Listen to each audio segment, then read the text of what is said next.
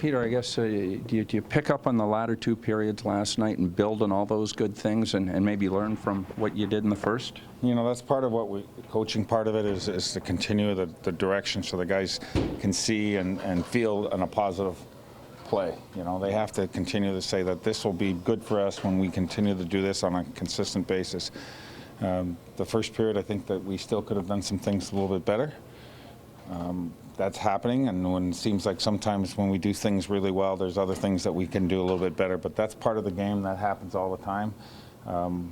I'll take a positive in it, taking that team in their building with them ready to play and giving everything they had there, that holding them to 20 shots in that situation I think was good. Now, you know, we get less shots sometimes playing that way. Sometimes when you're cheating and getting on the offensive side, you get more opportunities, but you're giving up more. So I think that we're going to be, you know, learning to play the game the right way and learning to do things the right way. I think sometimes we had our chances, we had our opportunity. The power play, you know, if it scores, it changes everything. Everyone's, maybe there's a shootout, maybe we get a point, maybe we get 2 points and everything changes. But so, you know, I think we have to take positive direction on what happened. How the video you saw today, a little bit about keeping the shots down again, maybe reviewing what you're doing right, and also some things you got to work on? I think that the video was just the things we've been talking about and showing that, you know, here's one of those situations where you didn't do it, and let's continue that, and let's make this easier. Early in the game, the first shift, there was a couple plays where we rimmed the puck, where we needed our centermen lower and in a better supportive position, and we can make the puck move to the middle of the ice, where it's easier for us to come back out of the zone. I think anytime we can move the puck to the middle of the ice, it's to our advantage. Well, how do you sell those offensive players on not cheating, not thinking offense first? Like, is that a process that's ongoing? It's what coaching is, basically. You know, you're always encouraging your players to play a certain way, whether it's your offensive players or your defensive players. Everyone has to be accountable to it, and I think the whole group as a whole is that they mentor each other, you know, and that's what we're looking for as well. We're looking for everybody to be on board and to encourage everybody to play and be into that mindset. So, you know, it's a process. We're going to keep showing them. We're going to keep talking about it. One of the most positive things about it is that they worked hard. You know, they responded. Especially you can see in the second period and the third period, it's a one-shot game. I think we had some opportunities. They're a bigger physical team, and I think the guys worked hard. How is Leo feeling this morning, Peter? Well, he's getting treatment. I don't know where he is right now as far as that's concerned, but you know, he seems to be himself right now with his, you know, his smile on his face, and his laughter is sometimes a little contagious, but he's in there getting treatment. So this possibility for tomorrow? Yep. To be a successful first pass team out and to get that breakout going and maybe avoiding the rim around the boards, what has to happen between your forwards and your blue line? You know, you can come out of the zone many ways. The middle of the ice becomes an area where you have opportunities and more options. We want everybody to be in good position, and a lot of the things we talk about now is the position that we're in. When this happens, we would like you to be more in here, and when this happens, we'd like you more here. So it's important for us that our centerman is in a good position, the wingers are doing what they need to be. There is some flexibility in pushing people with a slashing winger or pushing people back, but it's all about structure and position, and it makes a big advantage for us to come out of the zone. One of the things LA does very well is they come out of their zone very well. They break out of their zone very well. They work on it, they have structure, and they do a very good job. They're all veterans, skilled, and physical players that you know, they do a very good job with it. People say their possession numbers, it all starts from them having cleaner breakouts coming out of the zone.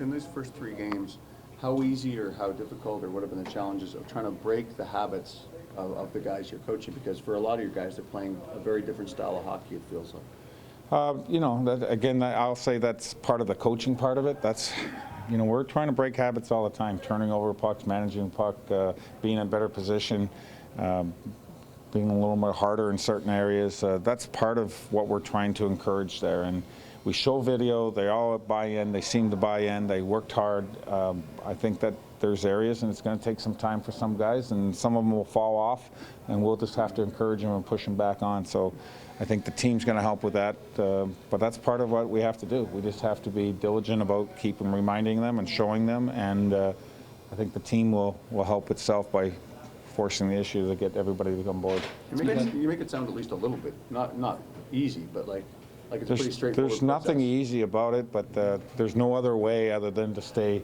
focused on the task at hand and focused on what we want to achieve by position and what we have to do. And it's hard.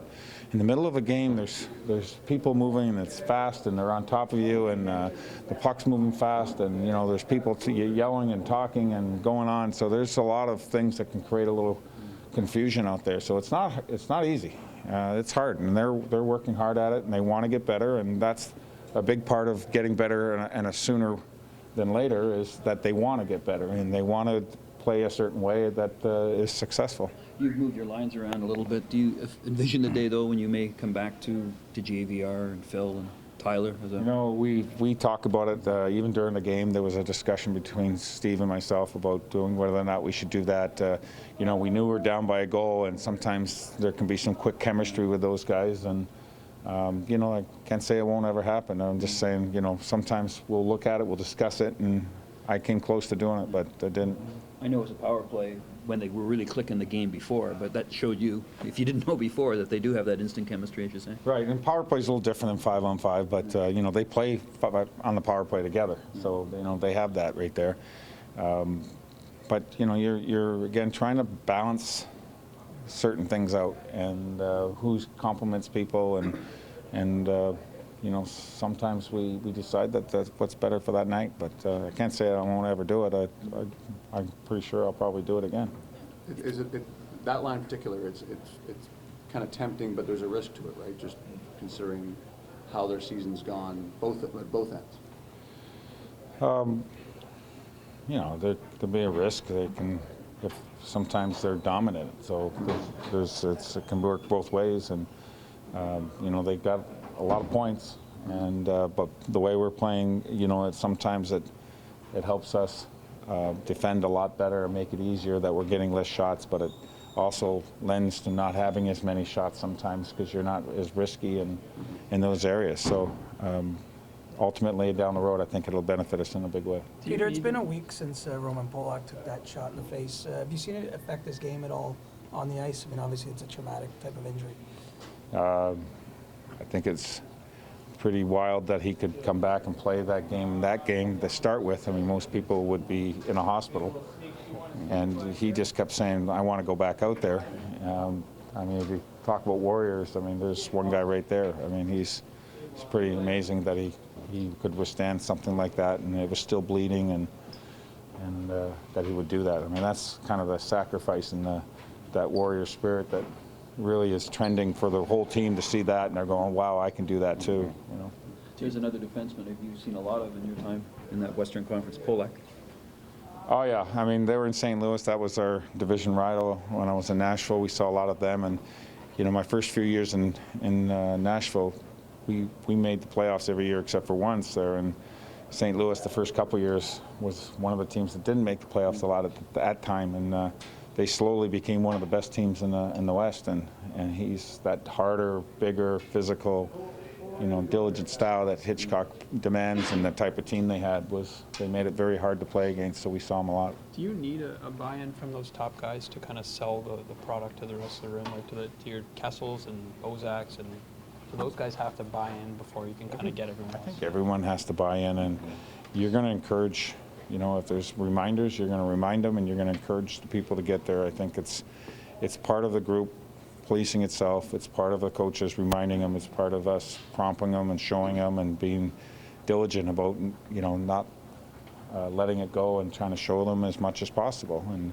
there's a learning process, and we're going to keep doing it. And I just really want to encourage that they're battling hard. I mean, that was a tough game.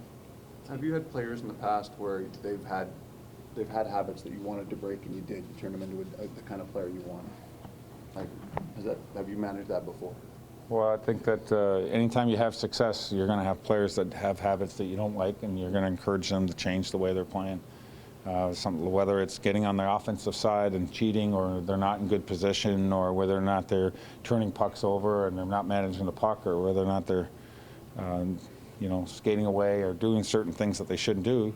Those things are all areas of the game where you want them to correct, and so that's what coaching is for us, is that getting them not to do those bad habits, not to do those things that kind of turn out to be selfish kind of things, and and trying to remind them that as a team, we're better equipped to be successful winning.